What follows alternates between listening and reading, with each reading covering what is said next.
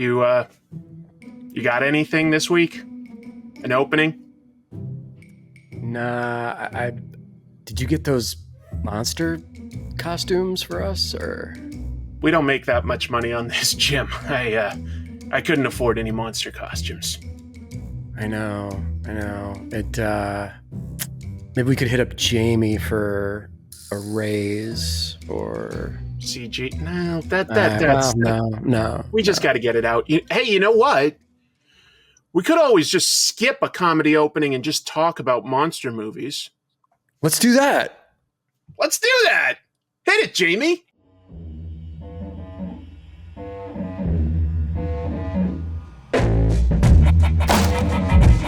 Trash Movie Bonanza with your hosts, Jim and Chris.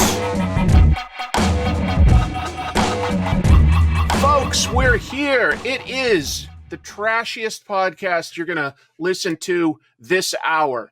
This is Trash Movie Bonanza. I'm one half of your hosts, Chris. With me, as always, is my friend.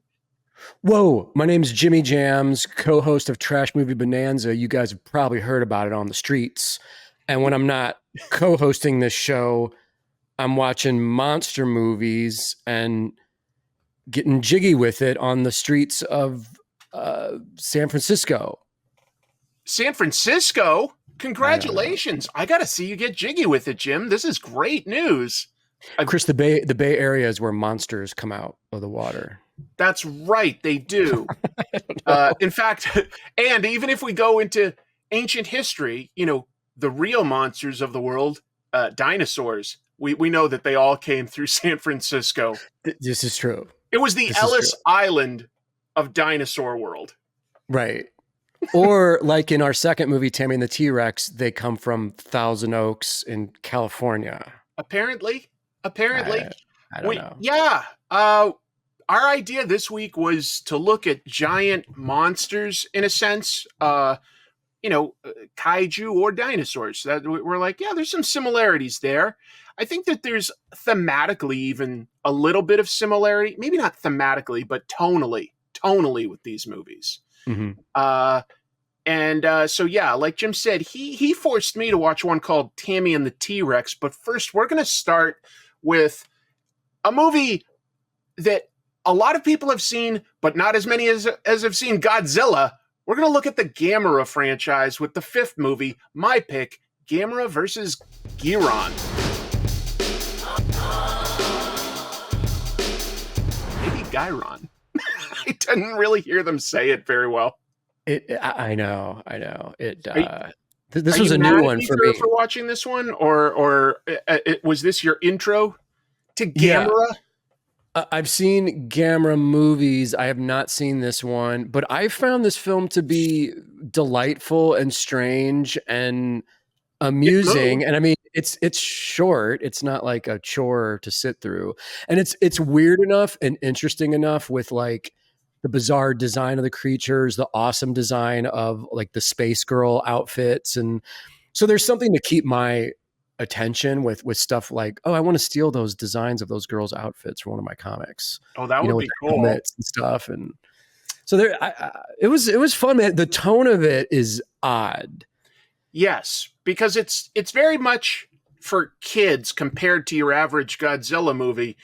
And then once they fight, it's just a little more violent than you might expect. Yes. Considering how kiddie it is. It's not as gory as the next one we'll talk about today. It's not gory, but it is violent. And the ideas behind it are violent.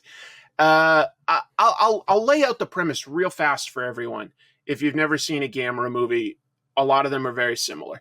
Gamera is a giant monster, along the lines of Godzilla, but he's basically a turtle monster, and he always looks to protect kids. Mm-hmm. Can't talk, we don't know why. He just senses they're in danger, or at least senses 2 or 3 in Japan at a time are in danger, and goes to help them out. So there's not much more than that, except that this one doesn't even bother to take place on Earth for the most part. It just has 2 kids find a spaceship and accidentally end up on an alien planet Gamera chases after them and saves them from some monsters. That's in a nutshell what we're looking at. I think that's Yeah. a fair description. You nailed it, man. And it's one thing that surprised me right away was the one kid, Tom, is an Anglo kid. He's a white boy. He's Yes. not Japanese. So I didn't know if they had done that in movies before, where I Yes, was like, they have. oh, there's like, okay, so there's other. This isn't just a full Japanese cast, basically. This No, in is fact, there's a point in this movie that like sort of shows how cheap it is because the kids talk about Gamera and they show footage like fights and stuff from the last two movies, and in one of them there's two boys on a submarine, and again it's got a white kid and a Japanese kid.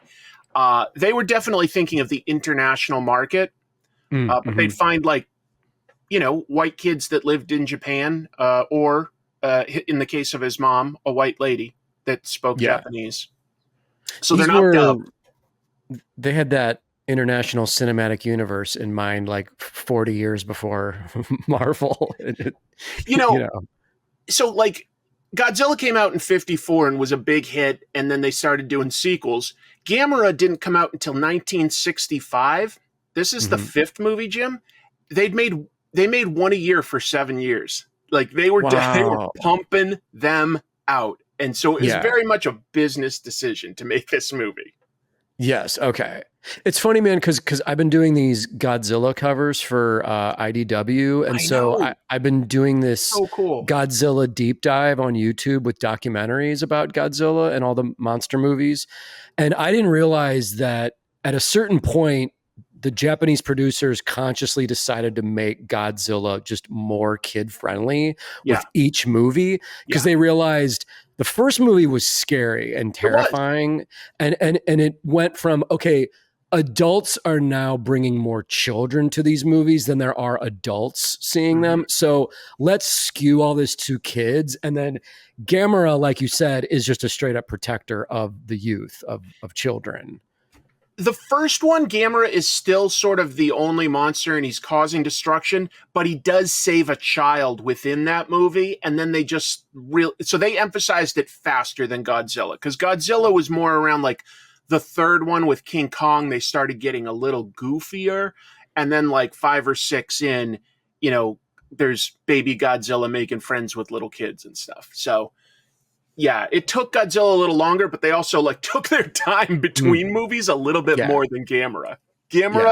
They cranked it out almost like it was a TV show, and it was a little lower budget. I mean, some of that's a little obvious, but you know what I like about Gamera is that the ideas behind it outpace the budget, and they just go with it. Yes, they didn't just go like, oh well, we can't afford a good spaceship or something. They were just like, just go for it. What can you make? What's the best you can make with like the equivalent of about $1.5 million? There's something charming about that too, where it's like, okay, this spaceship is just a toy that they're using. Like this is just a toy. It's a prop. I mean, it is so obvious. And some of the effects, when your eye is used to watching modern movies, when you see something this primitively made, it almost becomes like an art film where it's like, you can see like the seams of the costumes. You can see like where it was glued shut, or like staples in the background of a wall that was assembled on a set. And you kind of have to go into it knowing that that's part of the charm. That I like that aesthetic. I think that for kids, that's less important than like we notice that stuff. We look for it. But as a kid, you don't even look for that stuff, Yeah, that's true. Like a Muppet is just as convincing to you as a CGI Yoda. That's true. So like if you saw this and you saw Godzilla as a young kid, it's the same, Yeah. You don't question it. You just sort of go with whatever the level the story is. But the story part I want to focus on a little because it is surprisingly dark pretty quickly. You've got about 10 minutes of preamble setting up the characters, but this movie's not got a lot of cast members. The most important ones, little kids Tom and Akio from Japan. And they literally just sort of stumble across a spaceship, go in, and start hitting buttons, which accidentally activates a remote that brings them to the planet Terra. Yeah, as Akio's sister watches them just fly off into space because she was too scared to get on the spaceship. She didn't trust it. And they do a little bit here and there. They'll cut back, and I swear it's like padding because it's cheaper to just film a few people by like, you know, a house. And and Tomoko will be trying to convince her mom or this goofy local police officer, Cone, like that they were abducted by a spaceship. Nobody believes Tomoko, and you're like, fine, except in this world, Gamera has been to the planet like 4 times, and every once in a while we see some scientists that have monitored extraterrestrial radio waves. Yes. So it's like some people definitely believe 1000% in aliens, but Tomoko's mom is like, come on, stop making up stories. Yeah, yeah. Weird. It's awesome. It's that trope of like the adults just don't understand. Like the adults are just in denial of. I think that they must have put some thought into that. Like, you know, what is it like? Look, we'll skip ahead because this isn't the deepest movie. It's more like it's an adventure. It's an adventure where some kids go away, they have an adventure, and they come back. It's like a kid's version of the Iliad. That's probably way more. Well said. I mean, you're giving it a lofty idea behind it, but I get it. Yeah. Thank you. That just came to me, folks. I did not prepare that. What's funny is just how casual the boys are, though. They're like, as soon as they go into space, they go, "We're in space already." That's a quote. It's so casual. Yeah. And then Gamera flies in, and the cool thing about Gamera is he has his own theme song, which we won't show on this because Japan is notorious about like claiming stuff. Oh, but right. Okay. If we can get away with it, we'll include a little of the song. Let's go, Gamera! We'll have Jamie. I saw your disappointment there, Jim. I love that song. We'll have Jamie hum his own music over the edits of Gamera flying through space. It's like.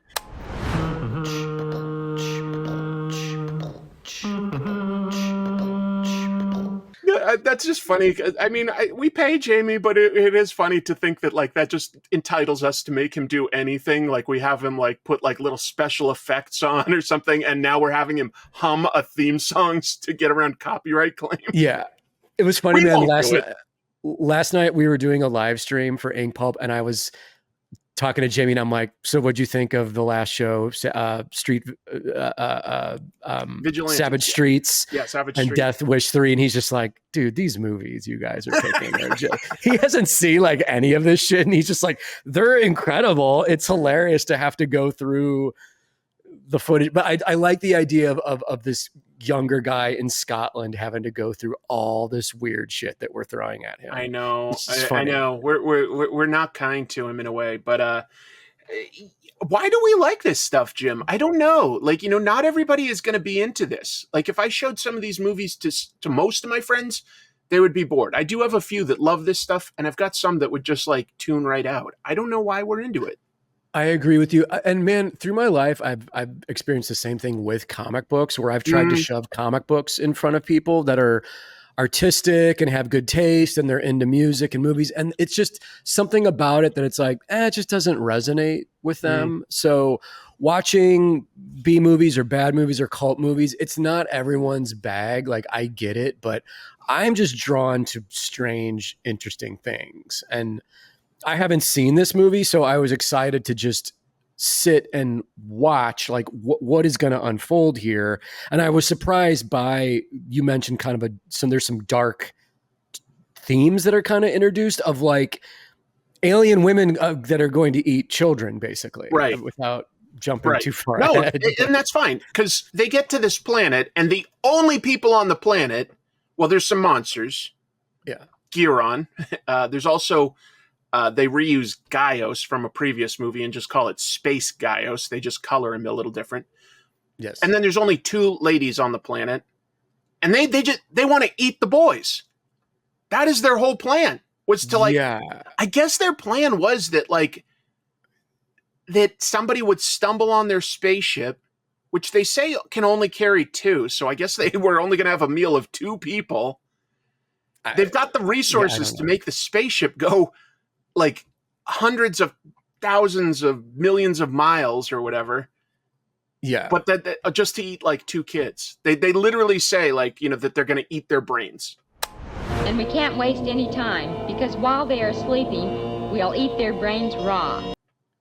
It's pretty wild. Their names are Barbella and Flobella, which those are Barbella awesome. and Flobella. Awesome Although, names. keep in mind, because it's spoken in Japanese, Barbella sounds a lot like Barbara. Like when they, it just does. They don't have the L sound, so like that just is how it comes out when you're watching it. You're right. They've got cool designs for their like space lady outfits. Oh yeah, they're kind of sexy, but yeah, they literally are just secretly planning on eating the boys. Their society is falling apart, and so they're hungry, and they have the ability to control Guiron. Yes. I liked that as soon as the boys land, it's like maybe 20 minutes into this movie, Gyaos and Guiron are both just there. The boys are like, scared. They're hiding. Gyaos fires a laser out of his mouth, as, monsters do. It reflects off of Guiron and just instantly cuts his leg off. Yes.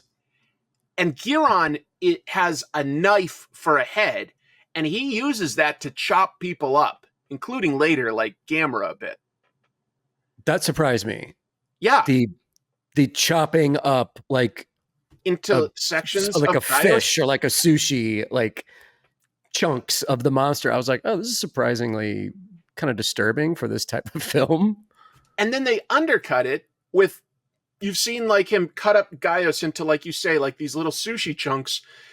He tries to eat one and gives up, and the boys are like giggling. They're like, he must taste bad. I was like, guys, you're hardcore. Yeah. You guys are cool. Yeah. But then, basically the spaceship that they got to Terra in was faster than Gamera, so it takes Gamera a long time. We just get shots every once in a while of Gamera flying to help the boys. And eventually he gets there and he fights, he loses a little bit, he comes back, Gamera wins. There's not a lot to the movie other than to just experience how bizarre this is. And it has a lot of like little things that do seem sort of Japanese. You were just mentioning how he chops up the alien and it looks like sushi chunks, which I totally agree with. In addition to having a knife head, Guiron fires literal ninja stars out of his head sometimes. Yes. That's also an odd thing, like a strange visual. And it cuts Gamera up. Gamera gets cut a lot in this movie. Some of the things I like, Jim, phrases like Gamera is a friend to all children. Mm-hmm. And I liked Gamera's gymnastics routine in the latter half of the movie. It's ridiculous. If you see clips from this movie, that's one of the clips of like the ridiculousness of him on like the gymnastics bar of him twirling. And it's like out of the Olympics. It's so odd. I'm legit curious how they did that, because Gamera is a big, bulky costume. I guess that must have been more like a toy, right? Mm-hmm, mm-hmm. And they just rotated the bar, like had him attached to it.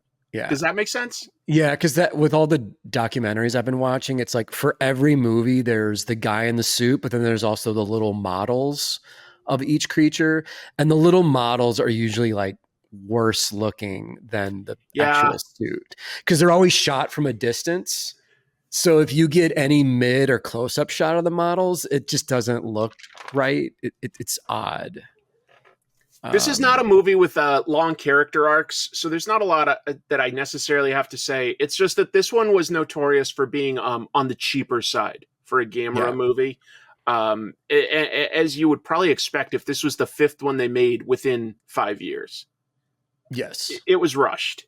And that was part of why I chose this, after you'd chosen your movie, which we'll probably have a lot more to say. Any big thoughts on Gamera in general? Yeah, well, I wanted to point out a couple standout scenes to me for watching this for the first time. Before the boys find out that the two women are space witches that want to eat them, they're fed a delicious meal of milk and donuts. Yes. And the donuts are spiked and make the two boys pass out. And then we cut to a scene of the space witches like shaving the head of Yes. Akio, and they put him in the restraints in this machine. And there's a scene where she has this tool where it looks like they're about to drill into his skull. And Chris, I like started to lean forward on my couch, like, is this gonna happen? Are they gonna? And they get interrupted, of course. But there's a couple dark little twisted things in this of like, I yeah, know. we're implying that we're going to drill into the skull of this little child. And it's a what the F moment. It would bizarre. be scarier to a kid. Like to us, like Yeah, it doesn't happen. We're like, oh, I'm curious how they pull this off. And then at the last minute, yeah, Gamera sort of causes some earthquakes or whatever. Yes. But I did like, yeah, I think a kid would find that scary. The idea of like adults like sort of pinning them down and shaving off their hair and then about to like hurt them like that. I think that would have been scary to a kid. Yeah. A kid that's the same age as Tom and Akio. Yeah. And after they escape, Tom gives Akio his hat to cover his head because it's like, well, no kid wants to run around with a shaved head. That's so... I was legit surprised that they shaved the kid bald. Yeah. Yeah, it's fun, though. I think when I saw this movie, I definitely thought, in Pacific Rim, there's a bunch of kaiju, and one of them has a knife head. And I'm like, that had to be intentional, like basing it off of this idea. I just don't see how it could be any other way because they're quite similar. Yeah. It's like a tribute or a nod to this character. And Gamera's come back in a couple like sort of different eras and kind of gets more realistic and well designed. But it's a very strange idea in general. We're probably not emphasizing how strange Gamera is because he's a turtle that will like often walk on his back two legs. He's got tusks, big googly eyes because he's a little cheaper. And when he flies, his hind legs tuck in and he emits jets. Yeah, like rocket jets. Yeah. He's not like a cyborg. He can just do that. That's just something Gamera can do. There's no explanation for that, but we don't need one. It is what it is. Godzilla, it's like they're always trying to explain him. They're like, the scientists are always trying to beat Godzilla, and they're like, well, he's nuclear powered, like maybe we could cause him to overheat or cool him down or deprive him of nuclear energy. There's usually an element of that, but Gamera is just a weirdo. Gamera's just a weirdo that likes kids. I just realized, man, I'm probably reading into this, but did they ever explain like, well, the same atomic energy that exists in Godzilla for him to propel his atomic fire breath, that's the same energy that exists in Gamera to propel the jets that come out of his little legs. All right. That's I'm probably reading into it. I don't think Gamera has the same origin. I got to go back real quick. And Jamie, go ahead and give me a moment where we're going to cut and I'm all of a sudden just going to instantly have the answer for the audience. Well, I double checked, Jim, and apparently in the first movie, I'd forgotten this, but Gamera was just buried under ice. He's just prehistoric. So he might be, he's either old and this is just who he is, or he may be an alien, but he's not powered by like a nuclear bomb. He's not built on the same fears as Godzilla. Okay. Because the mythology with the Godzilla universe from the 50s and 60s isn't consistent, but there is an idea of like these beasts are like titans that have been hidden on Earth buried or sometimes. Yeah, like I said, there's a lot of weirdos because like Godzilla has Monster Island where there's just like a bunch of prehistoric monsters. They're just big like lobsters and stuff sometimes. And then they've got a lot of aliens. Like Ghidorah is explicitly an alien. Gigan is explicitly an alien. And mostly Gamera fights other aliens too. But Gamera apparently is just prehistoric. Cool. You know, Okay. back in the day, lots of monsters grew big and had fire breath, and their legs could turn into jets. That was just a thing we lost. Thanks, evolution. Right. Damn it. The interesting thing about all these movies is you have the consistent idea of these giant monsters, but then each movie has to figure out, like, well, what do we do with the human characters? Like, what do the scientists and the human characters do, to the point where in Godzilla, like, they introduce those twin girls, the Peanuts, played by the Peanuts, the little pixie. So it starts to get like fairies. metaphysical and magical. Yeah, and sometimes it's supernatural. So, I mean, this one, obviously we've already said, but this is like it's little kids. The kids are the stars of this. It makes it a little easier to just go with, because you're just like, Yeah. hey, this is essentially a modern fairy tale. These kids went on an adventure and then they came home with experience, you know, and now the adults all were excited. Like, there's scientists and reporters and everything there to greet them. And now everybody believes them and wants to hear their stories. And I think that's, again, like, I think that this was very intentionally, like, aimed at kids with, like, what would a kid like? And the idea of, like, a bunch of adults being like, oh, tell us what you what you know. Like, that would be very attractive to a kid. Oh, for sure. For sure. It's funny how smart Gamera is, because Gamera can, like, hear kids from super far away. He just can. But he also, like, for instance, he knows the kids need to get home. And the spaceship earlier had been cut in half by Guiron in this movie. Gamera holds it together and fuses it with his fire breath, puts the kids inside, and carries that home, because he knows that kids need oxygen, I guess. Yes. Gamera's smart. Yeah. It's a good thing that spaceship just conveniently was able to be put back together. It was split perfectly in half, Chris, so that it could just be put. That's the skill of Guiron. He's got quite the razor sharp knife edge. We'd love to see him put his knife head up against Wolverine's claws someday. Oh my God. What's sharper? I don't know. That's the crossover we're looking for. Kaiju versus Wolverine. Oh my God. I wonder, has Wolverine ever gone up against, like, Fin Fang Foom? I don't think so, but that could be fun, man. That could be amazing. I'm like, shit, let's pitch that to Marvel. Like, yeah. that's a mini series. Wolverine versus Kaiju. He's just, like, cutting his way up towards the head. It takes, like, 3 issues, just, like, clawing his way up. Yes. In the final issue, Wolverine drinks a magic potion and becomes the size of a kaiju. Giant Wolverine? Oh my God, yes. Oh my God! Again, Hollywood and comics. Chris and I are both available to swoop in and save your brands and contribute stories and artwork to. I'm gonna have to use a bunch of Alpha Flight mythology, since Wolverine was part of Alpha Flight, and we're gonna have Shaman and Sasquatch, you know, like, team up to supernaturally grow Wolverine to giant size. And then at the end, the joke will be Puck going like, "Hey, what about me?" And everyone goes, yes. Because he's like, I'm fine being the size that I am. You figured out the ending. There we go. There we go. We've got the ending, Marvel. Paycheck money, please. Yeah. Hit us up. We're available. Let's go ahead and talk about your choice, because this one is so batshit insane that there's more to potentially talk about. My pick, you guys, Tammy and the T-Rex.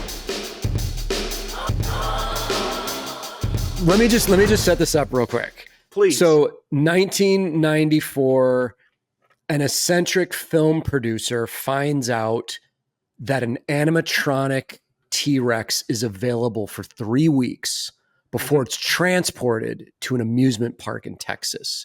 He contacts the director, Stuart Raphael, who directed Mac and Me, and says, I got this T-Rex for 3 weeks. I got $1 million budget. Let's shoot a movie around this.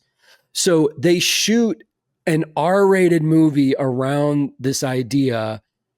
The producers get cold feet, cut out all the gore and foul language, and release it straight to video as a PG-13 movie. And then in 2019, the glorious bastards at Vinegar Syndrome found the gore footage, put it back together, and re-released the uncut R version, which is what we're reviewing. And guys, the uncut version is on Tubi for you to watch for free. So watch. Yes. that And we'll version. point out, Tubi says PG-13. It is absolutely not PG-13 because of the gore. Oh, it says PG-13 Yeah. on Tubi? That's what confused me when I went to see this, Jim. I saw that it was on Tubi. Perfect. I go, and like the description says PG-13. I was like, oh, not the right version.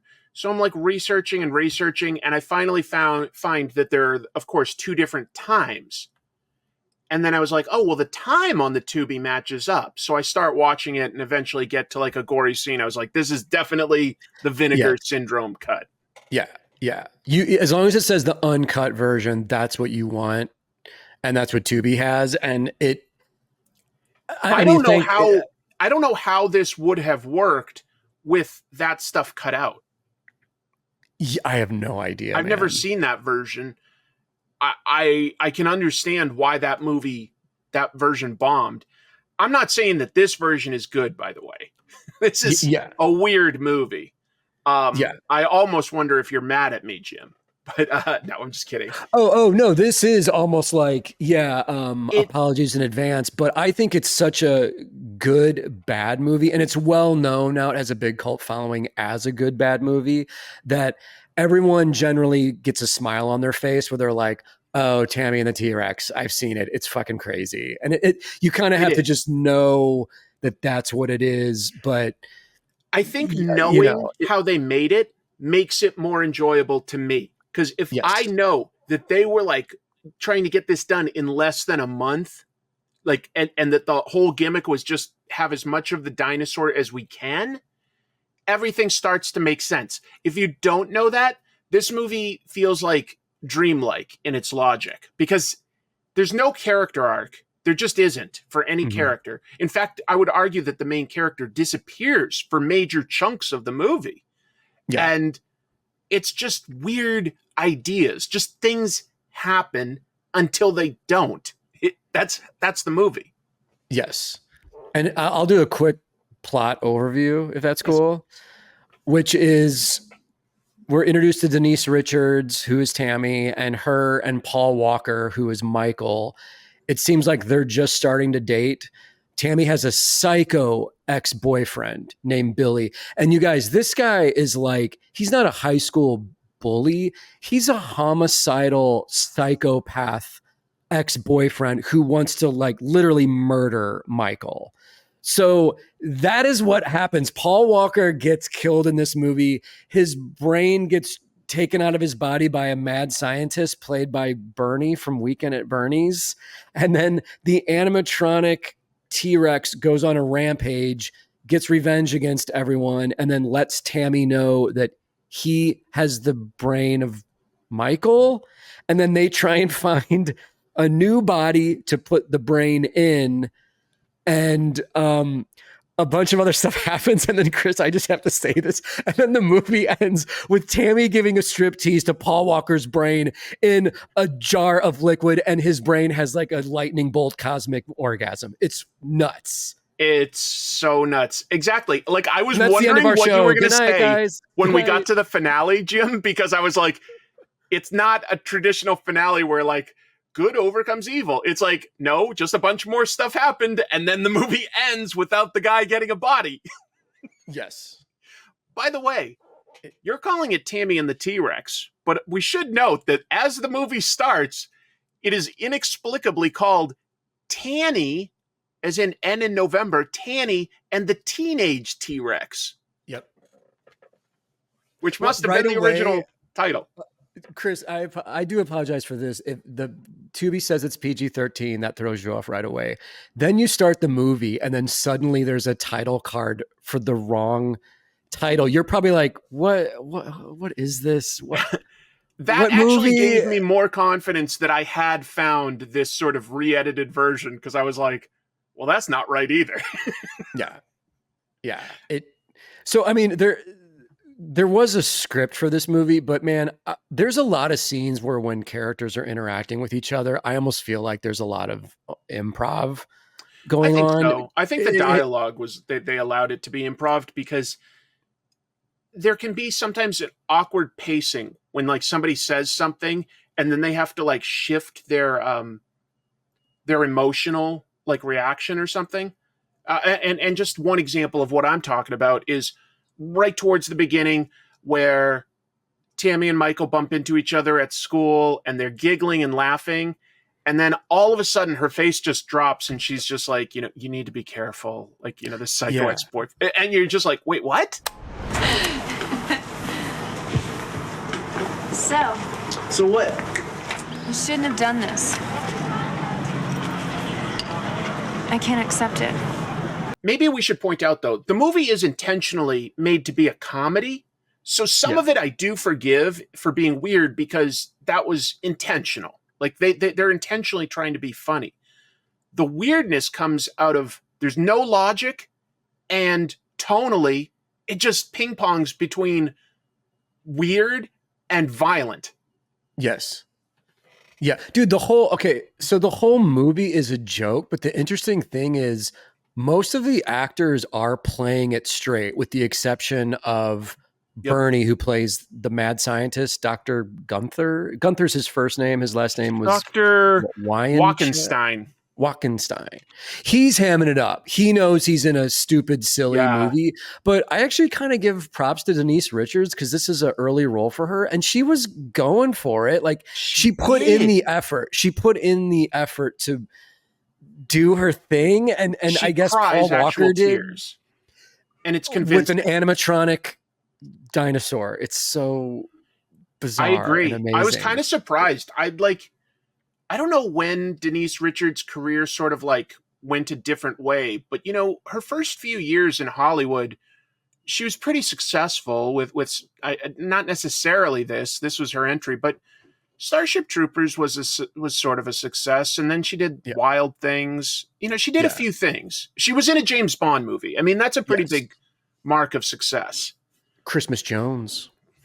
Christmas only comes once a year. Oh my God. But so wow. They only named her that for the joke. You're like, just get the joke over with.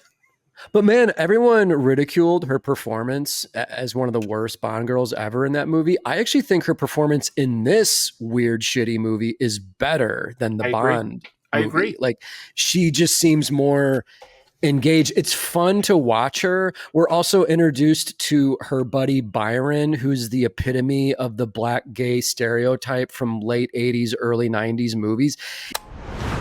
Work it, girl. Hi, Byron. Byron, meet Michael. Well, it's a pleasure to meet you in the flesh. You know, Tammy talks about you all the time. And I can say, girl, you didn't exaggerate one little bit. He's the same character as the gay black friend from Mannequin. Yes. With Andrew McCarthy or whatever. This is a trope, dude. This is a stereotype character. It's such a stereotype. And the only thing that helps make it a little better is the fact that he's actually quite likable. Yes. He's pretty funny. Yeah. And his dad is the chief of police, and you can see that there's like a conflict there, but it's not like his dad ever says anything like that he doesn't like him for being gay or anything like that. Like they clearly still care about each other. So I'll give like them a tiny bit of credit that they didn't go too bad, even though it's a stereotype. Yeah. And dude, his dad is named Sheriff Black. He's a black man. There's parts of this where it's like, are the screenwriters fucking with us? Like, this is just a joke, right? This whole thing is, what is this? Can we break this down chronologically since there's so much weirdness? We should. It moves fast too. I will say this movie moves fast. It totally does. Even if you're like, that didn't work for me, it's moving on. Yeah. You mentioned how crazy the bully is. And the bully, Billy, shows up right away. He and Paul Walker get in a fight. And it's a weird fight because Billy drops a couple elbows like he's in a pro wrestling move. And then they both grab each other's balls for quite an extended period of time. Yes. And they're weird screaming in decision. Agony. And then cops show up and sort of break up the fight. And then Paul Walker steps away and he's like, I'm actually okay. I was wearing a cup. And you're like, He's in his football uniform. So why were you screaming in pain? Why didn't you just like take that moment to just like start punching Billy in the face? I don't know. It doesn't make sense. That's what I mean anyway when I say the logic isn't always there. It probably made sense just enough in the moment, and they were just like, cool, film it, and later they were like, well, whatever. Yeah. Can we edit this stuff together just to keep it moving forward, basically? And then you get some comedic quips from Byron. Tammy is in hysterics most of the time, and move on to the next scene, folks. Let's introduce our mad scientist character and his crew of weird henchmen and henchwomen. And did you ever get any line of dialogue or anything that explained why this doctor was doing what he was doing? Not at all. No, it's not set up at all. But when we meet him, folks, not to take over from you, it's just that it's actually a really impressive shot of the T-Rex thing. I get why they wanted to use this. Mm-hmm. And you're right. Dr. Walkenstein comes in with his 3 hench people. And he's just like, oh, this robot that I've made is so amazing. And the only thing that's going to make it more amazing is when I put the brain of a person in it so that it can do even more. I, my love, will give you that freedom. I will give you everything. I will give you a brain. I will give you immortality. And I'm going like, but why? Right. Why? Never touched on, right? Never explained. Because he's a mad scientist guy, and the movie needs him to do this. And maybe that's why Terry Kaiser sort of hammed it up, is he didn't have anything to latch onto for why his character does the stuff he does. Yeah. He knows what movie he's in. He knows. He does know. Was it something like 89 the first Weekend at Bernie's came out?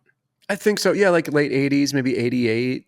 Yeah. 80, Because he had a little run. He did Weekend at Bernie's, and either right before or right after, he was the bad guy in Friday the 13th 7. Yes. Which is a kind of fun one. Foreshadowing for next episode. I know. Chris, is that the one with the psychic girl? Real quick. Okay. Yes. Yeah. He's her therapist. That's right. He's her therapist. That's right. Just exploiting her. Yeah. And he's corrupt. And then Weekend at Bernie's was inexplicably such a success. They made a second one. And I think that was either 93 or 94, like right around the same time that he did this one. So he had like a 5-year window where he was doing pretty darn well. Yeah. Yeah. Hey man, props to him. I imagine playing a corpse for 2 full movies. That's not an easy thing to do. No. You would think you just lay there. It's like, no, dude, that's probably a weird, difficult thing to. You're a corpse. That's it. The movies we're mentioning like that, like are similar, like Mannequin and Weekend at Bernie's. Like there's such bad comedies. Maybe someday we'll have to do bad comedies like Police Academy or something. Things that just haven't aged well. Wow. Yeah. There's the 80s is chock full of those kind of movies, man. Oh yeah, man. The first Revenge of the Nerds movie. Yeah. Has some pretty uncomfortable stuff by today's standards. Oh yeah. That's like, that movie's canceled. Definitely. It would never get made the way it was now. Oh my God. That's kind of funny how we can go on. After we have the intro to the mad scientist and the T-Rex, we have Michael just sitting in his bed at home. Tammy calls him and is just like, hey, that sucks. There was a fight. I want you to come over. And without playing it cool and calm at all, he's like, oh my God, I'll be right there. And it's like, dude, chill. Like there was almost like a cloud of smoke in the shape of his character, Michael. He just runs back to his room to kiss a condom and throw that in his pocket. Yes. So that's what, I'm like, was that scene in the PG-13 version? Like there are scenes where I go, did they put that in the PG? Like, I'm like, I guess they did, but that must have felt even more inappropriate. Yeah. I have no idea. Like, because the PG-13 must have been geared toward like, well, this is a fun romantic comedy with a dinosaur as the subplot. The sub story is the dino stuff. And I don't know. Maybe we should also just briefly mention, though, that the dinosaur looks good. It can't do too much. Mm-hmm. Like, it was animatronic in that, like, its mouth moved, its eyes moved. That might have been it. Its arms may have done this. Yeah. So they do a lot with Foley work and point of view shots as the movie goes on. A lot. And I do love when the dinosaur does need to use its arms, and it's clearly human arms in big gloves and costuming, and it's suddenly it's never in the right place. Yeah. We're getting like the POV of just the arms, and it can like the dinosaur can dial a phone in the famous phone dialing scene, which I love. It's a laugh out loud. I do too, Jim, because he checks for a quarter afterwards. Yeah. I was like, that's funny. That's a good joke. Yeah. You know what the best thing I can like relate it to, if you haven't seen this movie, but you've ever seen Triumph the Insult comic on Conan O'Brien? You know, they have like a dog puppet arm on a microphone, and it doesn't like, they never even try to like have it look like line up with where the dog is. They just like put it in people's face and stuff. It's like that whenever they use the feet or a close-up of feet or a close-up of hands. Yes. It never lines up, but that's okay. Who cares? Who cares? That's part of the gag. What makes it so fun, you know? Yeah. You know, when Michael does go to Tammy and they hang out in her room, make out a little bit, Billy again shows up because two girls from the high school saw Michael crawling into her window. There's another like vicious assault on Paul by this maniac guy. It's like 7 people in Billy's gang. Yeah. And they charge into Tammy's house, like past her parents. And I'm like, this is insane. Yeah. The parents just didn't get a restraining order in time, Chris. This psycho ex-boyfriend of Tammy's is just won't go away. And they wind up beating up Paul and capturing him, throwing him in the trunk of their car. And then even though they're in 1,000 Oaks in California, they drop him off into a nature preserve that's filled with wildcats and pumas and lions. And Paul is mauled by a vicious lion. Which, when the lion actually does tackle someone, I really thought that they were just going to use stock footage and just sort of imply that this happened. But no, a lion tackles someone, and the stuntman is like visibly bulkier, like not fat, but just like bulkier than Paul Walker. I was kind of amused. Like it was a very obvious stuntman. Yeah. They keep his face and head like pretty well hidden, and it's shot at night. So it's in shadow, but it's like, oh, there's an actual guy getting attacked by that. I give him credit for actually doing that. Like for a movie that was like rushed like this, to like, how did they get access to things like a lion or hospital sets or even actors on this level? Like, yes, Denise Richards and Paul Walker were breaking in, but they're decent actors. Like this is like, it's kind of funny, like how much stuff this movie had access to for being such a rushed production. Yeah. And John Carl Beekler, our homeboy from Cellar Dweller, did the effects on this. Super limited budget, obviously, but what we got as far as like the gore and the kills go, I think is like, it's decent. I think it's decent too. I think it's not extraordinary, but it's decent. It's better than what we get in Cellar Dweller. Yes. Yeah. So yeah, they had more money there. I found Michael's uncle a little depressing. Maybe I'm jumping ahead a little, but like he's got a drunk uncle. Yeah. Who's just guardian. Passed out. Yeah. That's another weird thing where it's like, is this supposed to be a joke? Because this isn't really that funny. Yeah. It's kind of sad. Like you said, I don't know. Because if it's not clear, we jump from the lion attack to the hospital. Michael is in surprisingly good condition considering he just got attacked and somehow killed. Yeah. So Chris, this is weird because like in the hospital, he's in the ICU in the hospital. Yeah. And in one fell swoop, he's visited by Byron, Tammy, then Billy shows up to wreak havoc. He gets kicked in the balls by Tammy and runs away with his henchman Weasel. And then the mad scientist shows up and they Smoking, by the way, in a hospital. And they taint Michael's IV line with like poison, and it makes him And go just into say he died. cardiac arrest, and they're like, oh, he's dead.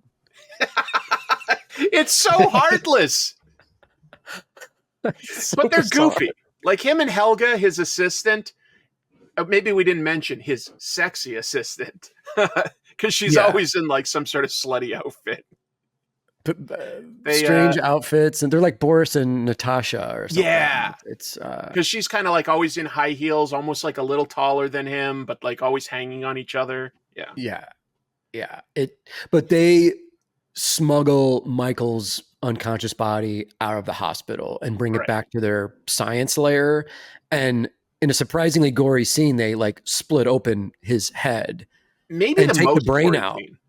Yeah. Like they take their time, like cutting across, and doesn't that wakes Michael up? So they weren't using anesthetic.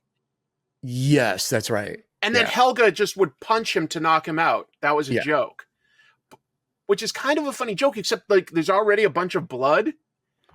And you're right, they drill into him and pull his cranium off, and it's so gory that the muscular henchman for the doctor literally vomits on screen. I was like, it's like that was pretty intense for me. That was pretty. It's like a RoboCop 2 vibes. Yeah, totally was thinking that. And as his brain is exposed, the top of his head is off. They're hitting different parts of his brain, and his leg kicks out, and then they hit a part, and his penis raises up under the sheet, and it's like, what? Intentionally. What is this movie? What is intentionally? This movie? Like the doctor is like, oh, I like this one. Woo! I was like, all right. I mean, it's a joke, right? It's intentionally a joke. Yeah. It's just that the tone is so strange. And now I'm like, as I see that, I'm like, okay, fine for this movie. I bet that they cut that in the PG-13 version. But if they didn't, like, that would have seemed extra weird. Yeah. How do you get around? I wonder how this movie cuts around all the gore. I don't know. But for me, it's like, well, I don't want to watch the non-gore version, so I'll probably never know. But man, this whole scene with the mad scientist, it almost has like Reanimator vibes to it. It's like dark and gory, but has this odd black humor to it. And it's not as well done as Reanimator, but it almost has a feeling of like, what tone are we going for here? Like, what is this? Yeah. That's just what we're going to keep saying, folks, is like, we just have to point out some of this stuff and go like, the tone of this movie is very hard to understand. And that's just what's going to make this particular movie entertaining, to be honest, because you're not going to get a deep story. You're not going to get a deep character arc. The jokes are mildly amusing, but more amusing because they're contrasted with scenes of bloody violence. Yeah. Yeah. That's the appeal, is the what the F nature of this whole thing, man. So they've put Michael's brain into the dinosaur. Of course, we can't really see that because there's not much you can do with the dinosaur. It's just like, we did that. Yeah. And the doctor and Helga are like, we're gonna like go bang or something. Yeah. See ya. They leave so that the two lab assistants can be brutally murdered when the T-Rex wakes up. Stupidest idea I've ever heard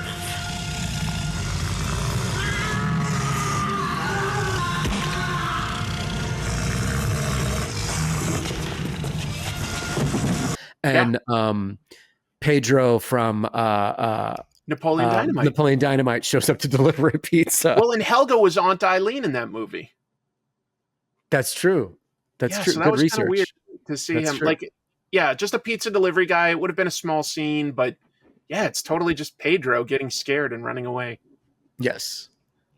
Luckily he lives though. He lives to join the Napoleon Dynamite universe and get elected class president. Right. Thank goodness. So, yeah. Takes place in the same cinematic universe. Most definitely. And then so after we have the great, and dude, one of the assistants is Isaiah from Children of the Corn, the littler assistant kid. Oh, he looked a little familiar, but I was never placing him and I didn't bother to look it up. But yeah, he was in Children of the Corn, right? With the Yeah, little glasses. he was. What did you expect here, dude? He like sees the T-Rex sort of moving around and stuff, and he starts taunting and teasing it. Yeah. After we've already had them explicitly show its power. In the first scene, it's so funny. They're like, show me how strong it is. And like one guy like delicately places a log into its mouth. And then from behind, the log falls apart. It's so funny. Yeah. But yeah, the short dweeby lab assistant just keeps teasing it and then gets his head ripped off. You know, Yes. that is extreme. Yes. And then the muscle man henchman gets stomped on and squashed outside of their lab or whatever. By a very rubbery, bouncy, light, not heavy at all looking foot. Yes. And But dude, it does squirt blood. after this scene, we get the legendary scene where the T-Rex calls Tammy, and as the camera pans through Tammy's room, we see a little blackface doll on her bed, a little blackface Raggedy Ann doll, which is just odd to see. That. And then we also see Denise Richards, the real life actress, her headshot. Yeah. It's supposed to be a photo of Tammy, but it's just laying there. And it's like, that's actually Denise Richards' real headshot. They're just like, just put that in the movie. In the days before digital cameras and good printers, you still had to develop film. And they were probably on such a schedule that they were like, do you already have a headshot? Yeah. Good. That saves us from going to the dollar or hour-long photo booth. Yes. Yeah. And then we go to the dance, the big dance. Well, it's a party at a party. person's house as compared to the school. I just want to make clear. Yeah. It's kind of an outdoor function. I don't know where they're at. I don't know. A mansion? They're outside the YMCA or something. I don't know. I love that Tammy, or Tanny, who knows, still decides to go to this party like the night that she thought her boyfriend was killed. Yeah, she's teary-eyed, but she's well-dressed. She looks great, and she's just sitting at the dance, at the party. I'm like, this makes no sense. It's like, why are you out right now? It's supposed to be the same day. Yeah. Byron does his best to comfort her, but also these are supposed to be teenagers, and there's a bar set up at the party, and someone's serving drinks, so these kids are getting loose. Yeah. And Billy, of course, shows up with his gang, tries to confront Tammy, and she gets away from him again. And it's kind of like every scene with these two, she's like, it's over, get away from me. And he's like, you're mine, you're mine. I just want to talk to you. I don't want to see you for the rest of my life, ever. Yeah, well, that's just me fine, bitch. Yeah. And it's like the third scene we've got of that in a row. There's not much more that happens there. Yeah. And then, of course, the T-Rex, Michael, shows up and starts to wreak havoc on some of the gang members. Including Billy. Oh, that's right. He murders Weasel when Weasel's taking a leak. He murders the blonde floozy girl in the car who's, I guess, having sex with Billy. Actually, I don't know if she died. He rips her leg off, but I don't know that she died. They're fully clothed, but they're supposed to be, I guess, having sex. I don't know. Clearly. But dude, Billy gets knocked off right away.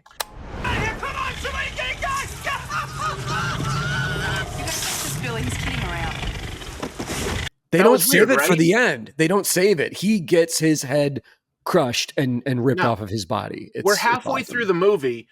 I thought that they were going to build Billy up more, and he was the enemy because he's the guy that actually killed Michael. He's the guy that did it.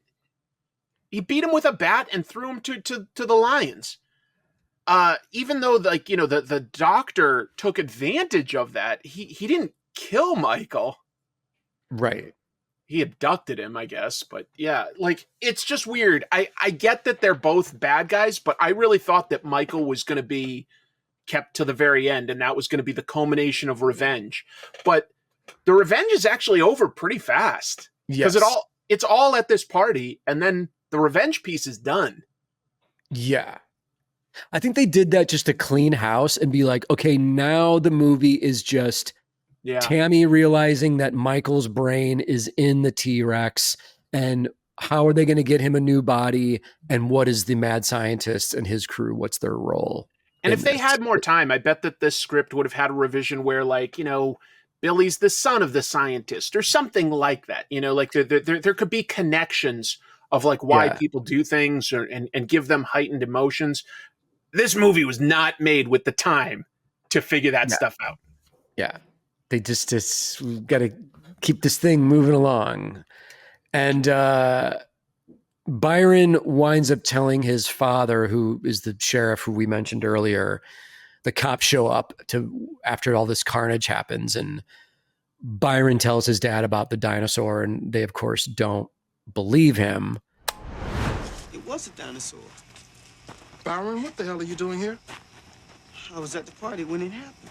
Oh, Jesus Christ, Byron. The T-Rex shows up to Tammy's house, abducts her peacefully, and she wakes up in a barn, and her and the dinosaur play a game of charades until she figures out that I like the charade scene quite a bit.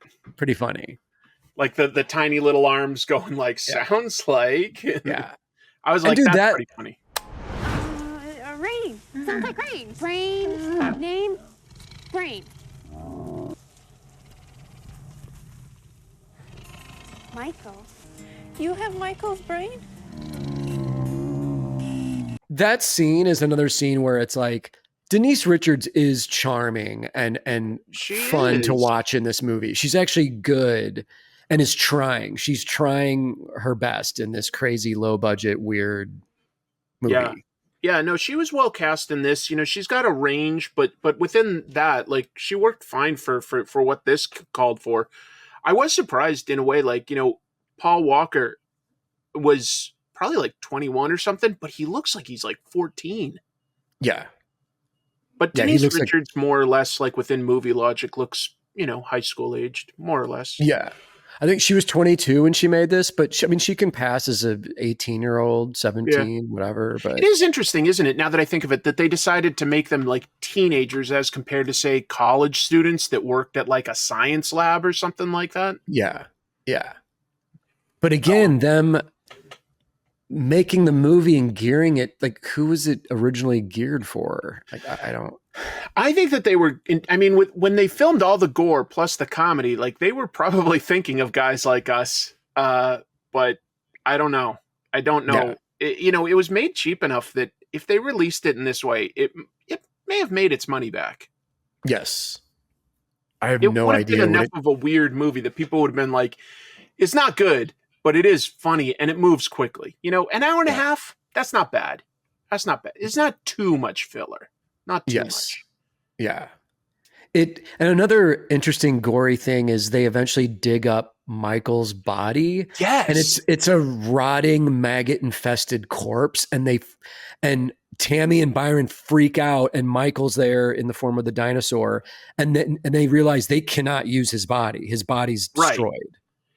Why did it rot so fast? It doesn't matter. That's just part of the story. But yeah, it's pretty gross. That must have been John Carl Buechler, like, going to town, because it's got maggots, there are rats, and it's only been like maybe a day. I think it's like the next day. A day or two. It doesn't make sense. 2 days since he died, but whatever. Yeah. He is. Yeah, the corpse is unusable. It is in rough shape. And then they play it for laughs with, like, people keep falling into the grave on top of him. Yeah. Because the doctor and hell to show up. That's right. Yeah. And another funny, just bizarre scene after that, Tammy and Byron go to a morgue. Yeah. And they're trying to choose a body. And the T-Rex is across from the building looking like he's in the back of a truck observing. And he's like giving the thumbs up or thumbs down on their corpse choices. Yeah. It's funny. That's one of the wild. funnier scenes. There are Yeah. a couple scenes in this that I legit got a small chuckle out of. Checking for a quarter in the phone, a dinosaur checking, the Yeah. charades, and the scene of Michael going like thinking like, like Byron at one point pulls up a girl and he's like, he may want it. And then he's going like, and he's really thinking about that one because it like looks maybe the best out of the options. And he's like, no, I don't want to be a girl. Yeah. And Tammy has to sign up on the body as well, too, because it's going to be her lover. It's going to be her boyfriend. I have a So, question about that. yeah. May I pose to you a of question? course. Because there was one scene I didn't understand very well. They look at a corpse and she decides to check the penis because that'll be her boyfriend. And she goes, no way. And I was like, does that mean it was like too small, too big? I didn't understand what her reaction was. I took that as like a circumcision joke, maybe. Oh, okay. Because Byron, as the gay man, his reaction was, like the size is okay, but maybe she was like, but not, I don't like the style. Maybe I'm reading into it. I thought it was maybe that makes sense. Look at how good Jim is at putting himself in the headspace of a lady. That's just impressive how empathetic you are, man. Chris, maybe this will explain it. My freshman year in art school in figure drawing class, I was sitting next to my friend Heather, and she was a Baptist minister's daughter. Oh, and she had not hooked up with a man yet at this time. We're 18 years old, and we get a male nude model. Yep. He takes off his robe, and Heather leans into me and whispers into my ear, what is, and I go, he's not circumcised. She's like, okay. She didn't know. Wow. And she was a little like, so what? Yeah. And so I don't know if this is a thing with women, if it, yeah, I guess you could be right that it could be a preference thing. I didn't get that, but you're probably right. Cause I was like, what is it, too big or too small? Because Byron seemed like it was okay. Yes. But you're right. I bet it is a preference thing for that. Okay. Then that's a joke. All right. Heather, if you're out there watching my Trash Movie Bonanza show, I thank you for helping me with this. Yeah, and if you could just provide her last name and last known residence. Right. That'd be so mean. Well, she has a kid now because we're still friends and I see her Instagram. So everything worked out beautifully for her. So it's all great.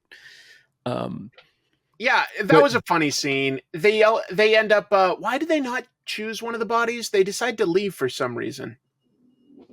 Oh, good question. Do the bad guys show up?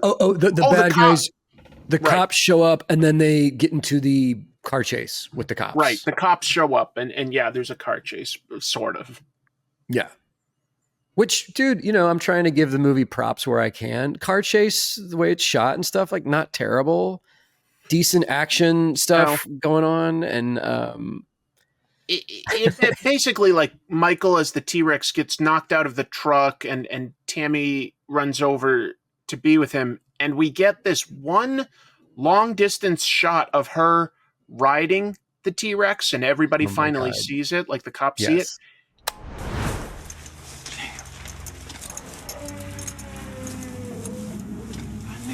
Should have left Detroit City. And I was like, what am I even seeing? I didn't go back. Was that like stop motion? Was that like animation? I couldn't even tell. It looked so janky. It's a beautiful, legendary shot from this movie, but I think it was very bad stop motion. Like, very awkward. It looks bad. It's something though. It almost takes you out of an already bizarre movie where you're like, yeah, we're almost over though. Like the movie goes fast. Yeah, so many what the F moments, man, in this. And we get to Tammy and the T-Rex are hiding out in the barn from the charade scene, and Byron shows up. He doesn't realize that the cops have been tailing him, and the cops kind of surround the bar. The the barn. The mad scientists show up. The T-Rex murders Gunther in the barn. Well-deserved death for the mad scientist. Yep. Helga survives, right? Yeah, she did. He kills the doctor really quick, actually, for like, this is the only bad guy we've got left, but there's no like big confrontation or anything. The doctor just like goes up to him and gets killed. It's so fast. Yeah. He gets just shredded by the dinosaur. And but then the cops, they open fire on the T-Rex and are just blasting. Maybe we haven't made this 100% clear, Jim, but it is explicitly said that it's a robot, not like organic. Yeah. And I think we mentioned that, but yeah, like, so I don't know. I guess they break it. Yeah, dude, I don't know. It's also, the first time I saw this, I was like, oh, are they going to actually shoot the head and hit the brain? Mm. But that doesn't happen.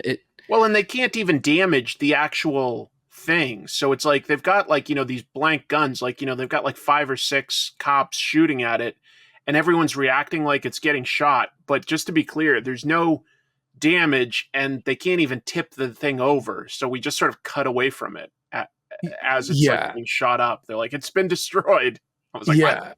He does fall over though, because Tammy runs up to him and has a scene where she's actually crying. She's, cuddling, hugging the actual head of the dino. And again, Denise Richards, props to her. She's going for it. She's actually crying over this weird animatronic dinosaur. I know. She went for it.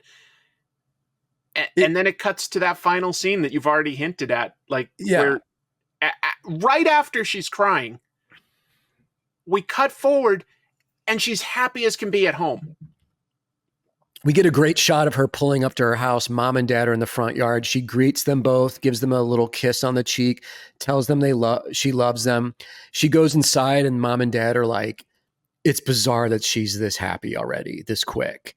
And then she goes into her room and we see a camera set up and we don't see it yet, but Paul Walker's brain is hooked up to the camera. So he's able to see and talk to Tammy. And Tammy's like, you want the usual, and pours him a drink, douses the brain and pours it over his head. Or okay, I took it as booze. A drink. I couldn't tell. It was just that it was fizzy when she dropped it. Because I agree that at first I thought it was a drink, and it just seemed like it was fizzy. But maybe they were just meant to imply that the brain was enjoying it. Yeah, who knows? But after that, man, she looks directly in the camera and is like, "So, you want a little action?" Oh yeah.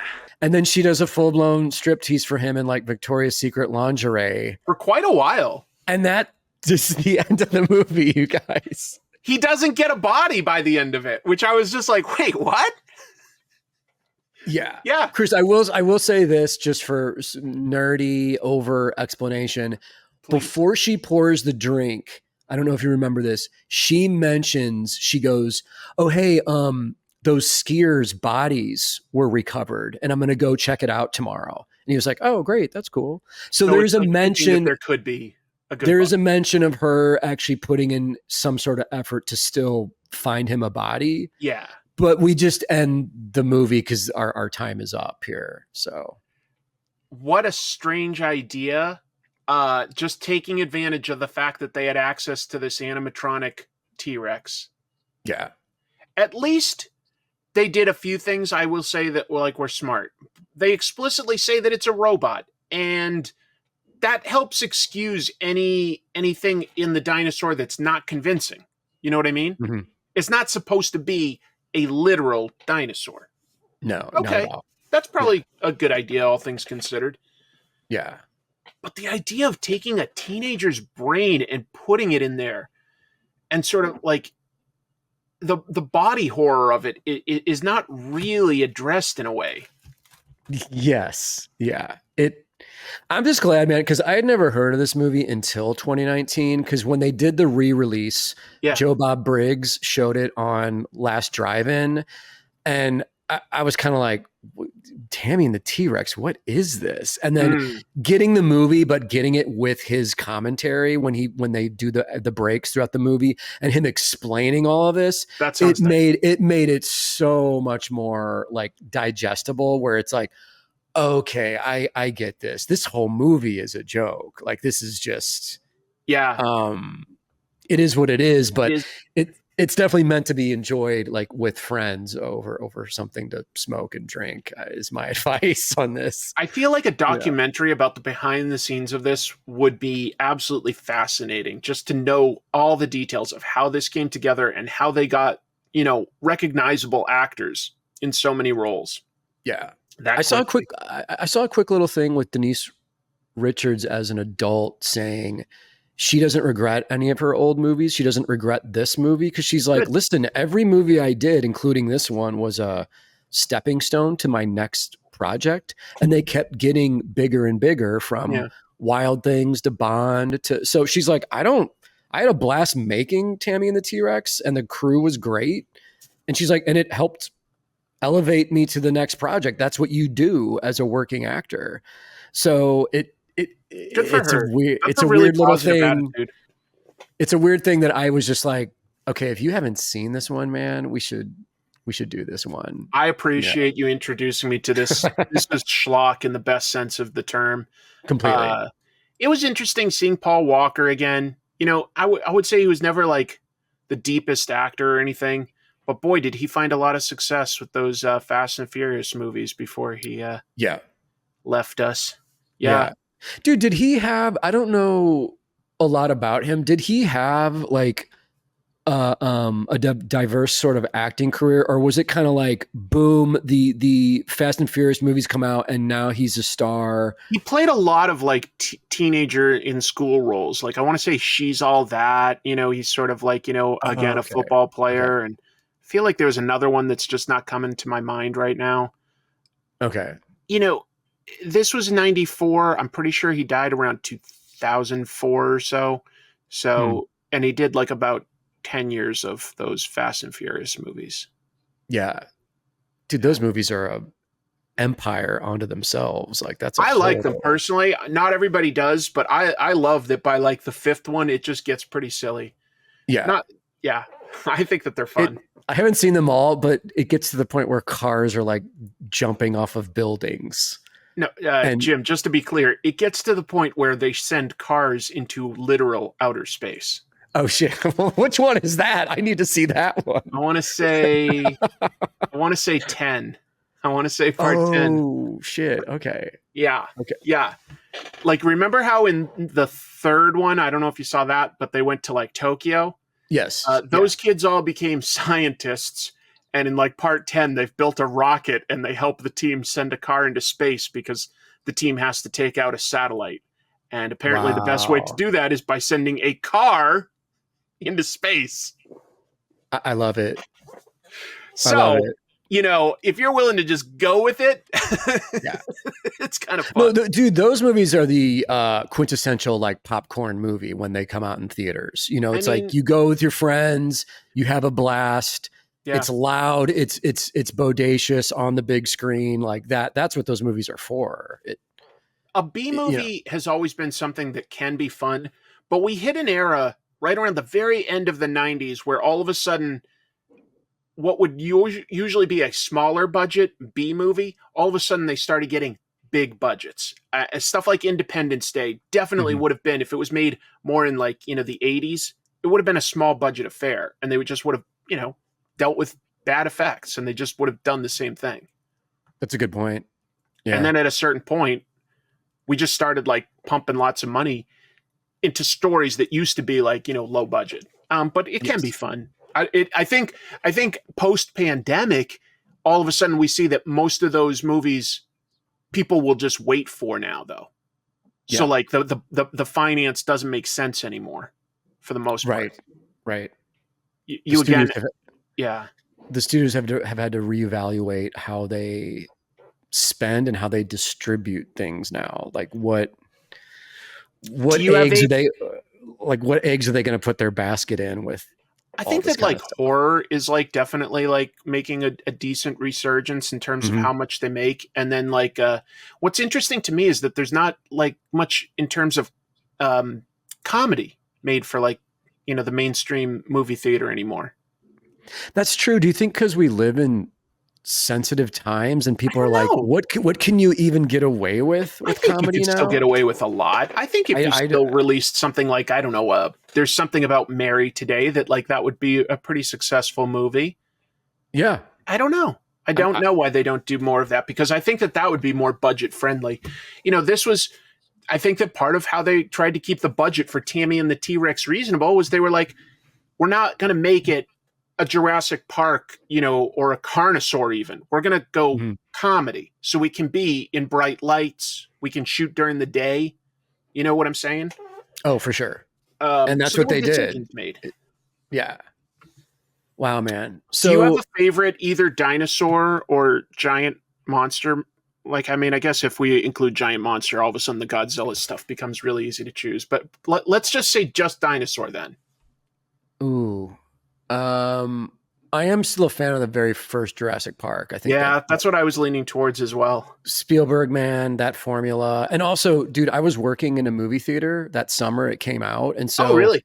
just for nostalgia reasons, like I was able to witness with my little high school eyes, like the cultural impact of that movie and seeing people go into the theater excited, come out completely awestruck. It was, I was able to kind of participate in the pop culture phenomenon of Jurassic Park.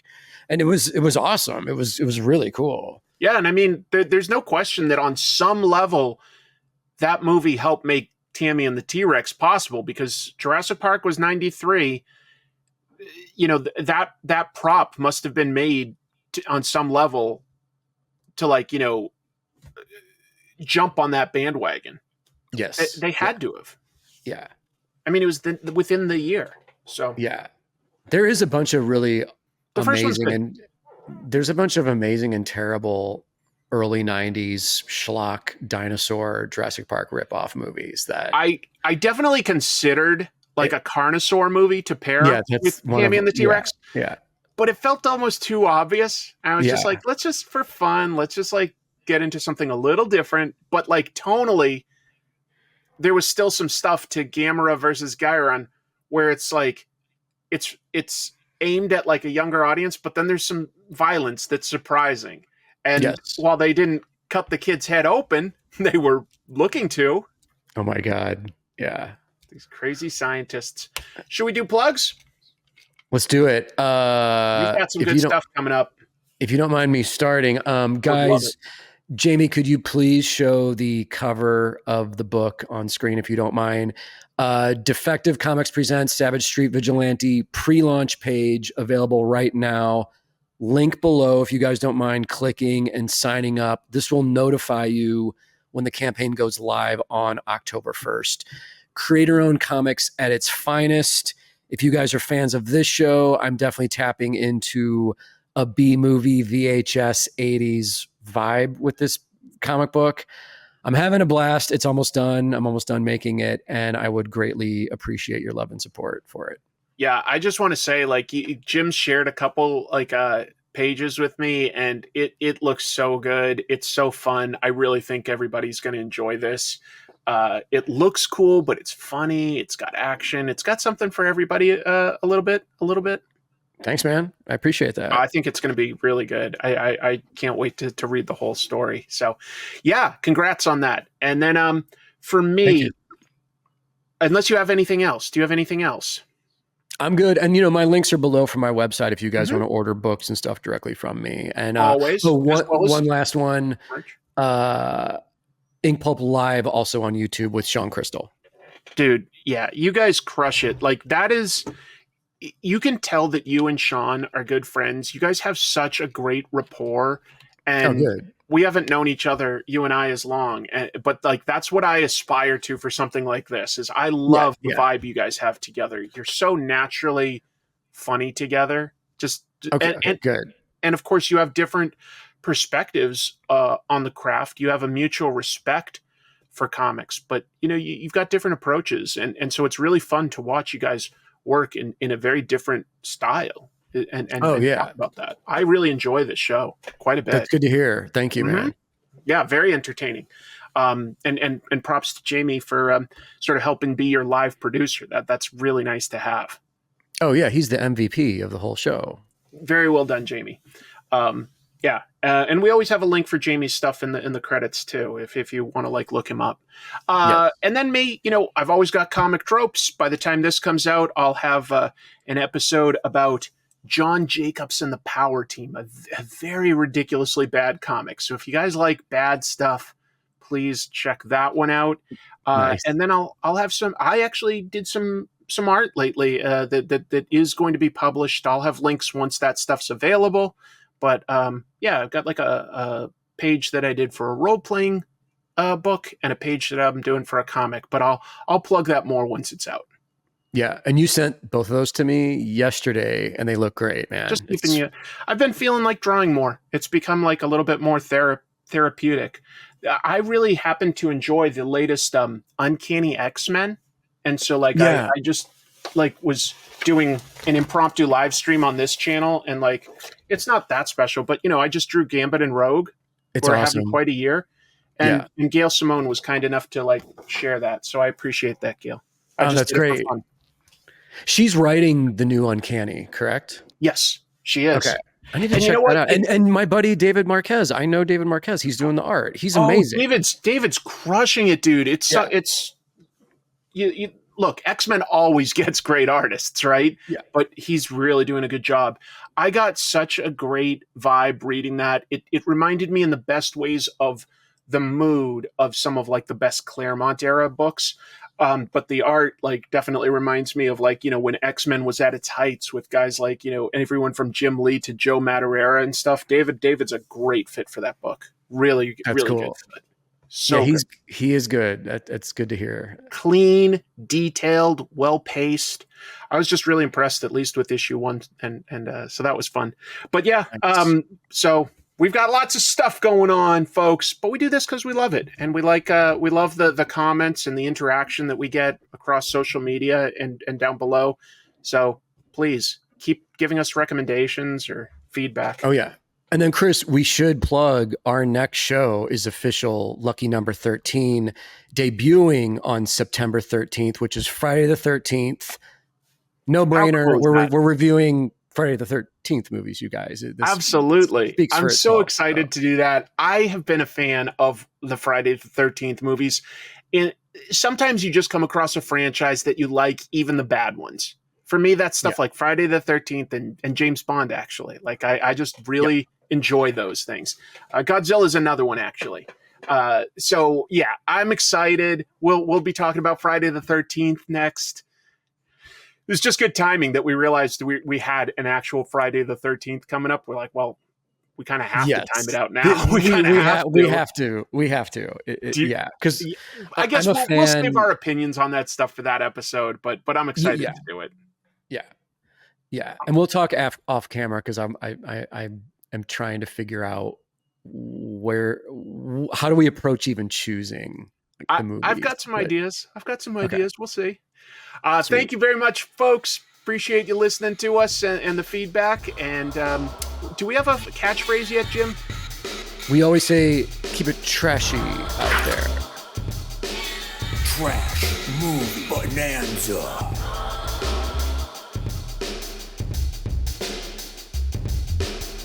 Like and subscribe.